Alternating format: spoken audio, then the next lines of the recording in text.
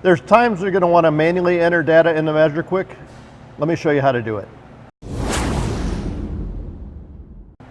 So in measureQuick, obviously we showed you how the different menus work. We've got, we can flip through outdoor, indoor, all those different measurements. But at the top, over top of those, you're going to see that you have a button. In this case, we'll click outdoor measurements. Now, when you click on outdoor measurements on this tab, all the readings are coming in live off the job length probes, as you can see.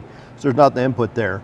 But let's say we want to go into the indoor measurements and we want to manually input an airflow. Maybe we measured it off a capture hood. So there's a box there that says measured CFM. You can just go ahead and tap on that box. And if it was 600 CFM, we can go ahead and manually enter that and hit submit. Same thing with electrical readings. We had electrical readings we wanted to enter. We can either do that phase to neutral or phase to ground or phase to power, depending on how we have this set up.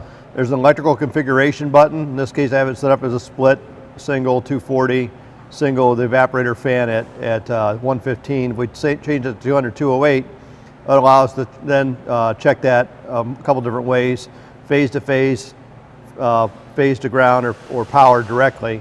And then all you have to do is just manually input those readings in. Again, when you're done, you just hit the submit button. And that's anywhere in measureQuick. So anything that doesn't have a live piece of data coming off of it, you're going to go ahead and you're going to just manually input the data to get a complete report. That would be the same thing here when you're putting in system information.